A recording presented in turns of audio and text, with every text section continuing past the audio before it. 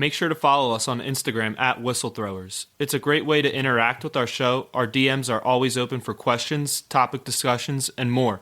You will be able to find our new episodes and other announcements there. I can't get over that decision of putting Tim Boyle in over him. Alright, thanks for tuning back into the Whistlethrowers podcast. This is Jack Mubarak, joined by Josh Swaymaker and Andrew Jasinski. And we got a lot to talk about. We're just going to make our way around through the NFL. You could start with, there were not a lot of good games again this week. The Bears beat the Lions, which is kind of shocking. Yeah. It was really close the last time they met, but the Lions still pulled through. But Jared Goff did not look good at all. Amon didn't get involved at all. Just thoughts on that? Yeah, I think it shows that Detroit has not fixed any of the weaknesses that they showed against the Chicago Bears last time they played. Yeah. You go through, they lost to Green Bay, which, again, a division opponent that you should have beat, and then this loss against the Bears killed them. I mean, all the turnovers on offense really, really just dismantled any chance of them being in this game. You got to give Chicago credit. They're not a very great team. It goes for any team in the NFL. If you give them the chances that Detroit was giving Chicago, you're going to lose. And you're going to lose in a pretty convincing fashion. I think Chicago looked better than they actually are. And I think Detroit looked worse than they are. But they aren't too much better than what they looked like, I feel like. Okay. Yeah, my biggest takeaway from this game is just the fact that the Lions can't lose this late to a team like the Bears. Yeah. This late in the season. It just can't happen. They're right up there fighting for an NFC conference title, and now you're behind a game behind three very, very good teams all tied at 10-3. So it's just a bad place to be for Detroit right now. And if they had gotten to 10-3, you'd be in a way better position. You still don't have the upper hand, but you're giving yourself a fighter's chance. All I was saying was, for Detroit, if you had won that game and pushed it to 10-3, that gives yourself a fighter's chance for the conference. Maybe not a great chance, but at least you are giving yourself a shot. But now at 4 losses, I think the NFC conference champion is going to go 4-0. Or not the NFC conference champion, but the 1 seed in the NFC. Is going to go 4-0 over these next. They're going to have to. Yeah, right. Yeah. I guess my next question is, I'm going to combine 2 games in one here. Who are you more impressed with, Jake Browning or Joe Flacco? Wow, that's actually, I don't know. I mean, I'd lean Flacco just because I think it's kind of set up for Browning to do semi-decent. Now, he has exceeded expectations, but I think for Flacco coming into an offense that has struggled this year and some would even say been carried by their defense, I think for him to come in and look this high-powered is really impressive, especially at his age. Yeah, I'm going to lean Flacco too because he looks like his Ravens days all over again, and there was no movement on this offense, and they even beat a divisional leader in the Jacksonville Jaguars, which is crazy because Lawrence played the game, and Ingram went off. That team finds ways to win, different ways every week. And it's funny you said that he looked like Ravens Joe Flacco, because today Schefter tweeted about Flacco signing the extension, the 1-year extension, and his original... Oh, he just signed one? Yeah, today. Oh, wow. And Schefter's original tweet was, Joe Flacco signs a 1-year extension with the Ravens. And, everyone was clowning on him. He had to edit it. But it really, it feels normal to make that mistake almost, because, like you said, he's playing just like he did back then. It was he wasn't doing too much, but he was keeping the ball out of harm's way, hitting receivers with timing and accuracy. That's just going to function for a well-oiled machine on a passing offense in 2023. No shade to Jake Browning either, because he's playing really efficient, and I thought he was going to be terrible because of his lack of experience, but he's great. Yeah, it just seems set up better for him with Chase and Higgins and Boyd and Mixon. Yeah. And an offense that has done a lot. Who you got, Aiden? I really want to go Joe Flacco, but the way that Browning has played these last couple of games, and you have to remember, too, that they're playing a Colts team that's been very competitive, and I feel like this win was more important for the Bengals than the win for Cleveland was over Jacksonville. I'm not trying to discredit that win at all, because it's still huge for Cleveland to beat a division leader, but the fact that the Colts and Bengals are fighting right now for a wild card spot, this game could be a decider if the Bengals keep playing this well under Browning. So I think this is a huge win for Browning in a very clutch situation. He balled out. I think that this is going to be one of those games that you need to remember him by if the Bengals make the playoffs. Mm-hmm. Right. I guess we can move into Jets Texans game really quickly. Yeah. Zach Wilson actually played like a good game, and not only like this is the first game that like his stats actually look pretty good too. Yeah. No picks, 2 touchdowns. Like he won a couple games this year and played well in a couple others, but like the stats didn't really show it. But I feel like this is the first game where the stats did show he played well. Yeah. And Garrett Wilson had over 100 receiving yards, but Texans defense was terrible. Yeah, right. And terrible. The Jets defense put another great quarterback in just hell. Mm-hmm. But I want to make a quick point on Wilson. Like I saw a quote after the game. He said the reporter asked, what kind of went into that performance? What was your mindset? And he was kind of just like, F it. What are they going to do? Bench me again? Yeah. And I think that's a really good mindset for him to have because he's right. Like, you have nothing to lose. Just go out there and try and make plays. Like, take risks and take chances. And that's what he did in the second half. Like, obviously that first half was abysmal. And it's kind of funny we're not even talking about it because it kind of just got swept under the rug when Wilson went off in that half. And they put up 30 points. It was literally 0-0, and both teams punted on every single possession in the first half. Like, that's, like, unfathomable in this NFL. Yeah, I think Saleh is going to get fired for sure, which he should. You think? I hope, because I don't think he is. Really? I think they really like him. I can't get over that decision of putting Tim Boyle in over him. Like that's just disrespectful. This is the thing. There's no point in doing that. I somewhat hear your point, but remember I said this like either it was last week or 2 weeks ago, maybe. I said if you're a defensive coach in the NFL and your offense is struggling, you better have a defense that backs it up. And let's be real, he's had a top 10 or 5 defense ever since he's taken over the Jets, and they just have not found a QB that can get them. And they literally got Rodgers, and he just gets hurt 3 plays in, and they have to go back to square one with Wilson for the year. But I don't think this is the year to let him go. I think they need. I think he's a good coach. I don't know about Aiden's opinion, but I think he's a good coach. Aiden. Yeah, I really like him as a coach. I thought that this was a really good hiring by the Jets. And we saw last year, look, they cycled through 4 different quarterbacks last year, and they still almost made the playoffs. Yeah. So I do think that if you give Saleh a stable quarterback, he'll win games. Zach Wilson is not a stable quarterback. As much as I hate to say it, because he played so well in this last game, when you look at Zach Wilson's stats, only 8 touchdowns, 7 interceptions, and 2,245 passing yards. His numbers aren't that good. And I understand you think it's disrespectful to bench him, but it's not like they benched Aaron Rodgers. Zach Wilson is a backup quarterback. If he's not playing up to what a backup quarterback is expected to do, he will get benched. He doesn't have that job security that he had when he got drafted originally by the Jets. So I do understand why he got benched. I do want to see Saleh have a year of Aaron Rodgers. If the Jets will, then fine. Then he should get fired. Then they should clean house. But you have to give them that chance. They just didn't get it this year. Okay, I guess we can move into the Ravens and the Rams really quickly. So that game was an offensive showout, and it ended off a punt return touchdown. So the special teams for the Rams is running a lot in practice this week, for sure. But I was really sold at the Rams, pushing for the 7th seed in the playoffs. Yeah. But that's just a terrible way to lose because they played great, and the Ravens just had that break at the end. But do you think they have a chance of getting the 7th seed anymore? Oh yeah, I do. I was actually gonna speak on the Ravens, but I'll talk Rams because I agree with what you said. I thought they looked back to what they did earlier in the year, before Cooper Kupp got involved, before he returned from injury. Nakula was having really good games, and it looked like they had found a stride without him, which was good. And then they added him, and it kind of took a hiccup.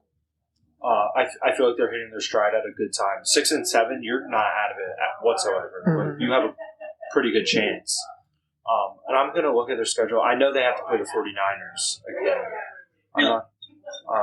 Let's see. Do they have to play the Seahawks again too? Or? No, they're done with Seattle. Their schedule's actually pretty easy. Yeah, this is a pretty easy schedule, and you never know about San Fran in that last game of the year benching people or anything.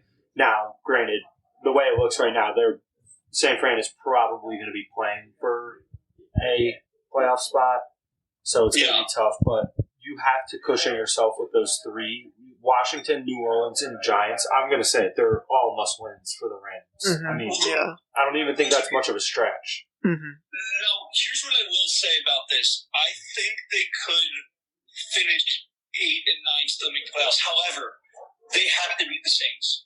Yep. Both of those teams are 6 and 7. There's a chance that the Saints are going to be a wild card team, depending who wins the division.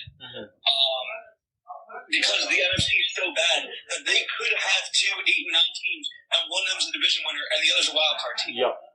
So you want to, if you don't beat the Saints, you're done. Yeah, right. And because of the fact that they have the same record. Yeah, and I think this is a good way to transition into the next game. It was huge for the LA Rams and their playoff chances that Green Bay lost and blew this game against the Giants. I mean, I'm looking at Green Bay's schedule. They should win every single one of these 4 games. Tampa, Carolina, Minnesota Vikings, and Chicago Bears. You should win all 4 of those games. Again, on paper, but you never know because Jordan Love right. does play them out of games. Yeah, sometimes. right. And it seems like their defensive coaching does too, because it seemed like they were just playing soft coverage the whole time on that Tommy DeVito game-winning drive. Yeah, which made no sense. Yeah, right. And it was why don't you listen? I love the story with Tommy DeVito. Although it literally doesn't make me angry at all that this is happening with him. Normally it would because it's a Giants team, but I literally don't care. I kind of like him. Yeah. But at the same time, dude, you have to pressure that guy. In any, I'm not just talking getting pressure in the pocket.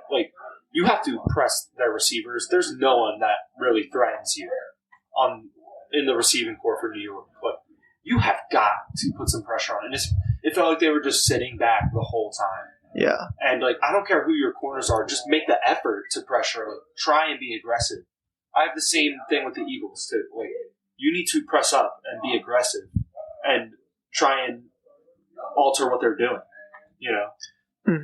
I guess my one question, I was gonna package the Packers Giants and the Titans Dolphins, which was the bigger upset out of those two because I consider the Giants an upset. I do too. I think it has to be Tennessee. Yeah. Did you see the stat? Teams since 2018 or 17, 0-56 when trailing by 14 points with 3 minutes or less in the fourth quarter. Now it's 1-56. Wow. The Dolphins choke. They choke is a light term. A lot of time they choke. Yep. On prime time. And that's not a good look for the Dolphins. Like I said, we're late in the season at this point. Yeah. Every team that has a really, really good record, because there's so many teams that are around 6 or 7 or 7 to 6, if you are above that, you're going to be seen as a Super Bowl contender. Yeah. The Dolphins are definitely a Super Bowl contender. But when you lose like that on prime time, it's not a good look. Yep. No. Yep, agreed. And I think Miami's almost in the same boat as Detroit. It's you were going into that game 9-3, and a win puts you in a tie for number 1 in your conference record-wise. And you're at home. You needed that win, and then you go up 14 with 3 minutes. I mean, Tua Tagovailoa and that offense, they have to find a way to chew clock there and really sit on that ball and that game. That's embarrassing. Did you guys see what Cam said about Tua? Yeah, I don't really agree with him, to be honest. About all of them, or? I think I agreed with Goff and who was the other guy? He said Goff, Purdy, Prescott, and Tua. There might have been another guy, but I agree with all, or I don't agree with all of those except for Goff. I think the other 3 are just really good quarterbacks. Yeah. I don't think you could say that about Dak this year. You cannot say that about Dak, is what I'm saying. Dude, Dak... Yeah, okay. I'm sorry. Because I was about to say... Yeah, no, Dak has been playing like an MVP this year. I was going to say, I would vote for him. Yeah, MVP. Me too. He's been the MVP. I could say that about Purdy last year just because he was a rookie in a really good system. Yeah. Not anymore. 2 years in a row. Yeah, when you do it 2 years in a row, you're not a system quarterback. Agreed. You're just an elite quarterback, period. Yeah. Yeah, the only reason I would kind of agree with him on Tua is because, the lack of the playoff success. But if that changes... Then again, what is Cam Newton then? I mean, he did go to the Super Bowl, which is more than I'll give Tua. him that. He went to the Super Bowl, so I'll give him that. Yeah, But Tua is way younger in his career Yeah. now than Cam was at that Mhm. point. Yeah, no, I think he just jumped the gun because he said that after the game. Yeah, and I think like here's the thing with these podcasts nowadays with like the retired athletes like going on and blasting current players and stuff. It's like I think they just want to be talked about, Mm-hmm. and I don't necessarily mean that in a bad way. Like I don't hate Cam Newton for saying this, but I also think he knew him saying that with those names was going to be in headlines. I also think that he's kind of angry that he's not a quarterback anymore because he thinks he's better than a lot of these guys. He made that campaign earlier in the year that he could play over like so many starting quarterbacks, and like that's an even more wild statement. Right. We've seen some of these backups do. Yeah. And Cam Newton couldn't do it as a starter. Yeah, right. Yeah. And he had I don't think it was a great situation his New England year, but also like I don't think it was a bad situation. And I think his play made it more of a bad situation. And I think if I sat Cam Newton down in a room, no cameras, nothing on record, and I said, "Do you really believe that? Do you really believe Dak Prescott is a game manager? Do you really believe Brock Purdy is a game manager? Like, did you see the throw he made to Debo in the Seattle game? Dude, he's nice. Like, he's just nice. Mm-hmm. The thing is, like, nowadays, people make it so hard. It's not that complicated. Like, he's either a good quarterback or average or bad. Yeah. Like, they're just good quarterbacks. I think Goff is average, but the three, they're just good quarterbacks. Like, we can stop, like, taking things away from them. Yeah, but he's also calling Goff a game manager who also made it to a Super Bowl. Yeah, right. That's another guy who's had playoff success. Yeah. He made it to. He had a bad performance in that Super Bowl, but he made it to that Super Bowl. Yeah, he did, but I can't really say the way he's been performing this year. I agree. Yeah. I agree. No, but I'm just saying, like, for Cam to call him a game manager, when he has the same success that Goff has had in previous playoff performances, like, it just doesn't sit well with me. Yeah. And actually, I want to bring up one more point too about like playoff success. Like people forget in 2018, it was a couple years after the Super Bowl. The Panthers started 6-2 in that season, and then lost every single remaining game and finished 6-10. So we can Cam Newton can sit here and trash other quarterbacks, and I loved Cam. Wait, his Super Bowl year? No, 2018. Oh, okay. I was gonna say the Super Bowl year was 15. Yeah. I was gonna say. Well, I loved Cam Newton as a quarterback, but dude, there were a lot of knocks on your game as well. So I just think it's kind of like, I don't know what the word is. He just can't really, he can say that, but he can't really look at himself in the mirror and be like, I wasn't that good either. Okay, we can rip the Band-Aid off right here. Eagles, Cowboys. The Eagles didn't put up a touchdown offensively. The defense didn't play well besides Jalen Carter's touchdown. That was it. The Eagles have gotten punched in the mouth the last 2 weeks. Who are we playing again? Seattle, Monday night. Yeah, I think if we don't spank them, I think the season's over. Nah, I don't know. Yeah, I do. No, when I say season over, I don't think we're going to go to the Super Bowl, and that was the expectation. Maybe. But I still think that this team has a chance to go to the Super Bowl. I think in this game, the defense looked better. They didn't necessarily look good, but they looked better than they did against San Fran. And their only problem, honestly, for defense was they just could not get off the field on third down. Again. Yeah. They are just giving up third down after third down after third down. And it's good that you are forcing them into these third downs that are longer and manageable for you on defense, but you have to finish the job. Offensively, it's like the same thing. They are moving the ball. They're getting good yardage. They are like having drives that go into opponent territory. And then they freaking turn the ball over. They need to fix this turnover problem. Like, it is a major problem. I think if you fix that and you cut your turnovers, like, literally down to zero. We don't have a fumbling problem, though. That was a fluke game, but I think Hurts might. Hurts has a fumbling problem. Yeah, he has. We've known this for a while. I think there's a drop problem in the receivers. Yeah. I think this year this game, they had more drops than normal, but I think this has been a problem all year. Like, Devontae Smith has not been as sure catchable as he has Yeah, a lot of the wide receiver twos have just not been good this year. And granted, Smitty is my favorite player. But yeah. I'm just being honest. Like, they had a terrible game. Him and Brown had a terrible game, in my opinion. I thought Hurts delivered a couple balls that, if caught, could have changed the game. Granted, there was a lot that had to go right, but he was making a couple throws that I thought, that's keeping them in it. But he also was making plays that was getting them out of it. The fumble, big one, but there were others. And again, you're just getting dominated in the trenches again this week. Yeah. I thought offensive line got dominated. I thought defensive line got dominated.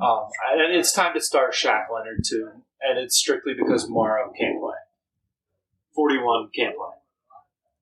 Just can't. Aiden? I don't really have too much else to touch on for the Eagles. I just wanted to say for the Cowboys, if you're going to have a statement game for Dak to be MVP, this was the game. Yeah. And he, I think, solidified himself as the front runner during this game. And when you look at what the Cowboys have done outside the one Eagles loss, which again, you know those games are going to go back and forth. That's just always how this rivalry's been. But when you break it down, since the San Francisco loss, that's been their only loss. And after the bye week, they have scored over 40 points in every single game that they've won, except one when they beat Carolina 33-10. Like, this offense is clicking on all cylinders. And outside the Seahawks game where they lost 35, their defense has also been amazing. Like, this is just such a well-rounded team that if they end up playing the 49ers in the NFC Championship, I don't think that it's going to turn out the same way it did in the first game. No, me neither. Me neither. It'll definitely be a lot closer.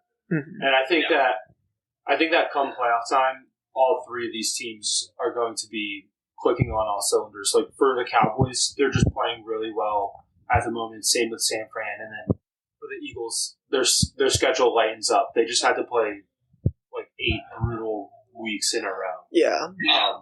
Like dog fights every single week. So I think that these last 4 give them a little bit of a breath of fresh air. Like, the Seattle game is no gimme by any means. But I think the last 3, like New York twice, although it'll be a tough game with New York, I don't think they have enough. And then Arizona, again, I just don't think they have enough. I think that all 3 of these teams are going to be hot going into the playoffs. Yeah.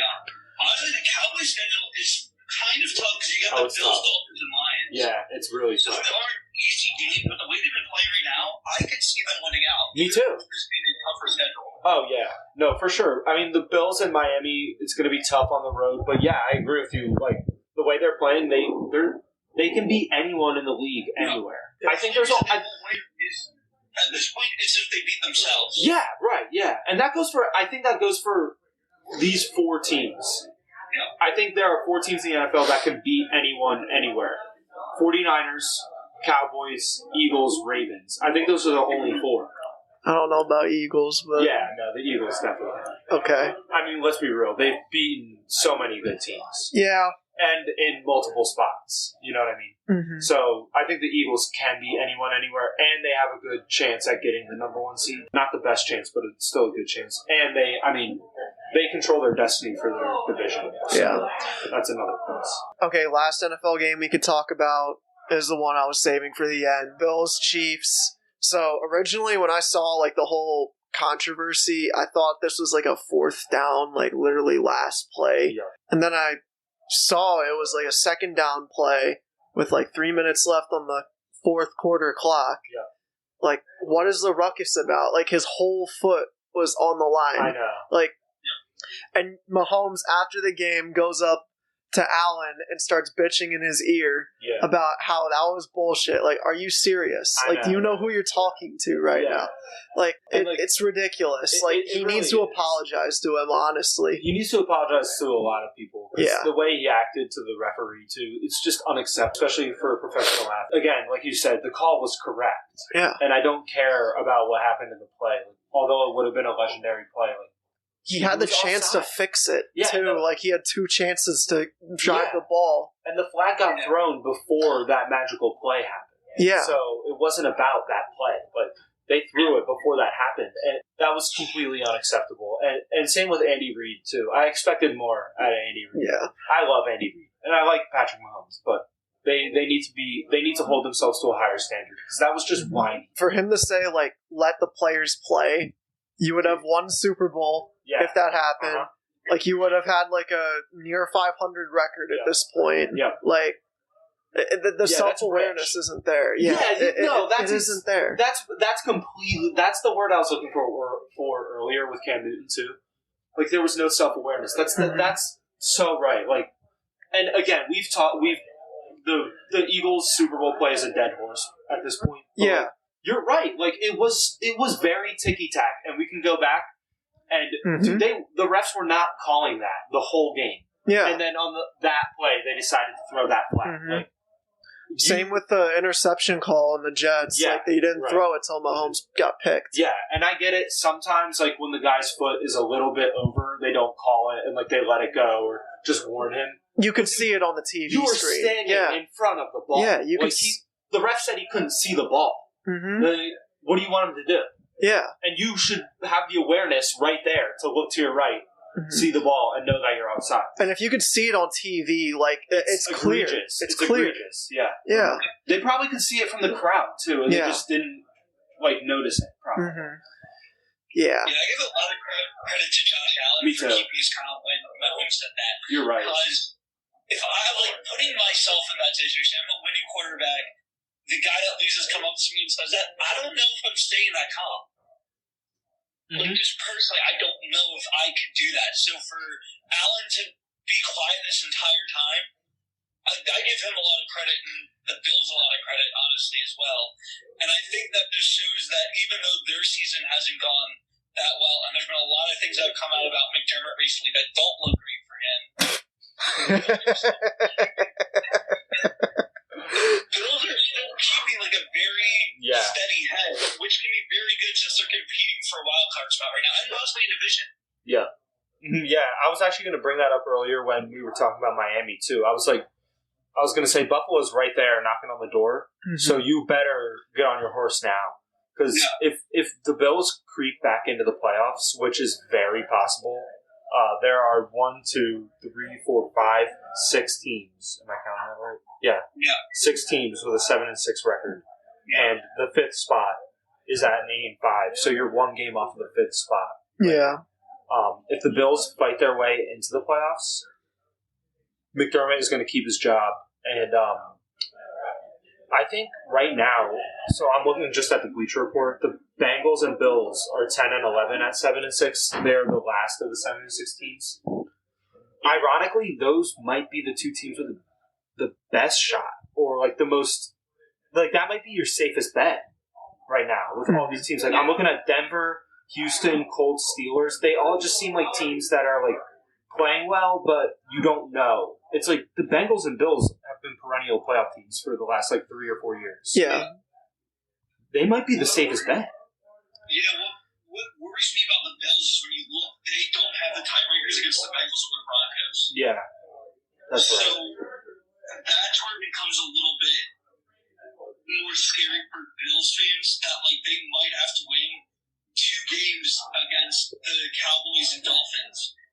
Well, they're not supposed to win any of those games.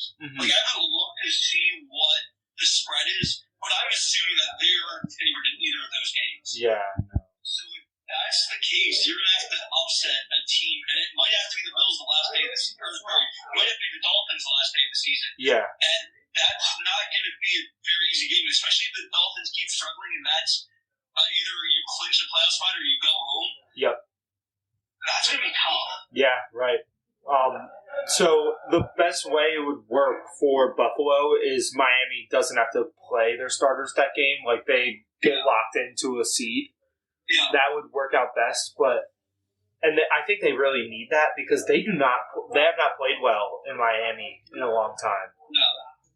So it's crazy because Miami could still finish 13-4, but right now it doesn't feel like they're going to. No, right. Like, it does feel like that there's a chance, a small chance, granted, but there is a chance that Dolphins-Bills game goes down to who the AFC East winner is. Yeah, no, you're right, definitely. Yep.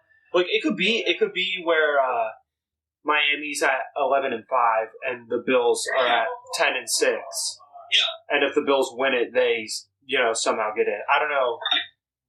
that'll be tough, but because like it goes down to conference record, I would guess. Here's the thing, though, too. The Bills beat the Dolphins earlier this year. Yeah, right. So they make the same record. The Bills win twice. They win the division, which is crazy. Yeah. Because it feels like Miami's been so much better than all year, but then you look at it, they really haven't been. And some of the Bills' losses have been so close that if you the games flip around, we're talking about a completely different scenario. Yeah. I don't think anything really happened in the NBA. I mean, last time we talked, it was the in-season tournament. We could talk about baseball really quickly. Yeah. So the Yankees made a lot of moves. They got Verdugo. Help me out here. Juan Soto. Yeah. I think they're the front runners to the World Series this year. Yankees. Yeah, that's what I would say. Not the Dodgers? No. I'll take the opposite stance. I'll take Yankees. All right. I will take bats. Yeah, the Dodgers just got Tyler Glasnow from the Rays. Yeah. And I thought that was a really good move by them. Mm-hmm. And you've also, I think Margot was part of that trade as well. So you got a pretty decent bat in there, plus Ohtani, plus all the stars they already had. And again, the Dodgers have struggled in the postseason a lot more so. Well, them and the Yankees both have. So this is both proven years for both teams. Now that they've gone out and signed the top players available. But I feel like this is the Dodgers to lose. Yeah, a little bit. I understand that, but you're not getting like the full value out of Shohei this year. So like, true. But his bat is still like. I know. Sitting him in the DH is just like, and I feel like he could move to first base maybe on some days. I don't know. Yeah, but I'm taking the bats over at the Yankees. Like Soto, Verdugo, Judge, Stanton. That's insane. I'm going to make a prediction between the Yankees and Dodgers. Considering Aiden says Dodgers are the favorite, you say Yankees. Mm-hmm. I will not take either of those as my pick. Granted, I want the offseason Don't say Phillies. Don't say Phillies. I want the season to fully, or the offseason to fully play out. But my prediction is between the Yankees and Dodgers, only one of them will make it to their league championship series. Yeah. And neither of them will make it to the World Series. I don't think it will be either of them in the World Series. Okay, who's your team though? Don't say the I don't want to Phillies. say. I don't want to say yet, but I think I like other teams outside of them. Like I don't think the Dodgers have done. Out. That's what you're doing. No, I don't think the Dodgers have added enough to their bullpen.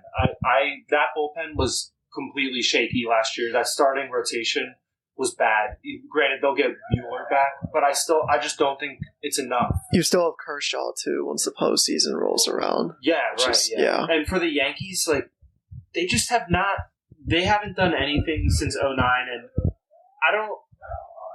The year that Juan Soto had last year, I don't know if I really trust him right now. And honestly, I'm going to be completely honest. I think the short porch is going to hurt him.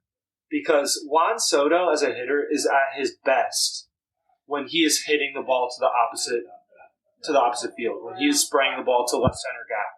Mm-hmm. I think the short porch is going to make him incredibly pull happy, and he's going to be yanking foul balls, and he's going to be popping under stuff into shallow right. I mean, he'll still put up great numbers. But I don't know if he'll. I just don't think that team's going to be that great. I really just don't. I don't think you would trust them to stay healthy. Yeah, that's the other thing. Because they still have Stanton. I love Stanton when he's healthy, but he hasn't been playing the last 3 years. And that's been one of the reasons why they need to get Juan Soto. Yeah. Because here's the other thing, too. They haven't gone after really any starting pitching outside of Garrett Cole, which is the reason they struggled so much last year, even though they put up decent offensive numbers. Even though they had a lot of injuries. Like, had they had decent pitching, even with the injury to Aaron Judge and all those injuries to Stanton, they still could have been better than they were. Yeah, that's definitely true. They don't have that pitching. Where the Dodgers still have that pitching, and again, they just got another starting pitcher. Yeah, but the thing is, Glasnow has had a lot of trouble, too, with injuries. He definitely has had a lot of trouble, but it doesn't ever... I'm not going to penalize a team for going after a pitcher that's struggling. Yeah, that's true. He's still considered one of the better pitchers in baseball. No, that's definitely true. You've got to take risks to win. Yeah. And the Dodgers are taking those risks. Yeah, that's true. Do you guys have anything else? No, I'm good for now. You don't like that Draymond suspension at all? Oh, fuck. Oh, Yeah, yeah, that was the yeah. one thing I was missing. Okay. I saw that live. Did any of you guys see that live? I did not Okay. know. Like, he was kind of hooking him, like, in the beginning, but, like, he was backing him down, but, like, his butt wasn't even on his torso.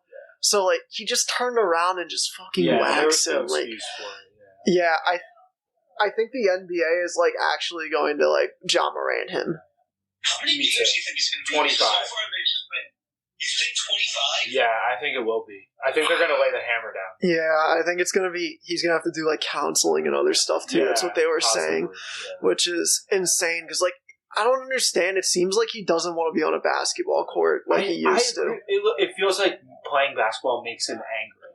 Yeah, which is weird. And it's like not good to do that. Like after the whole Jordan Poole story came out, and like you're not playing well, and that's on video too. Yeah.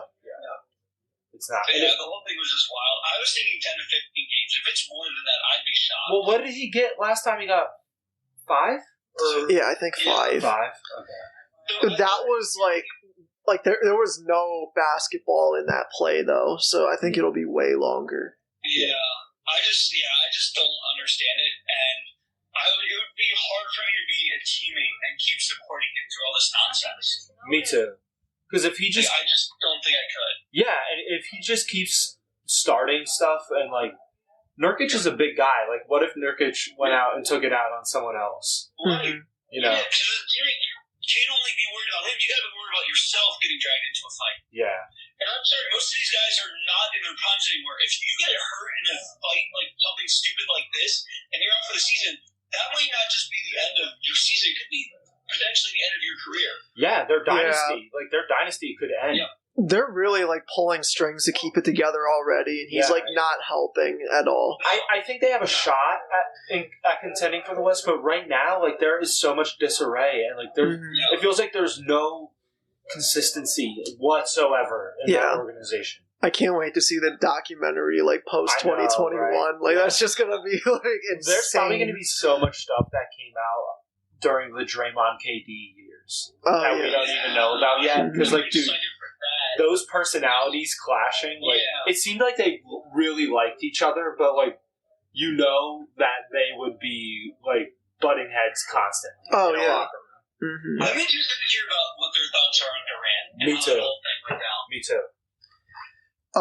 I think we could wrap it up there. Yeah, that's good. We'll actually, I want to say one quick thing. Yeah. St. Joe's, watch out for that in March Madness. Okay. Yeah, watch out for St. Joe's. All right, we'll be keeping tune. All right, we'll see you next Saturday.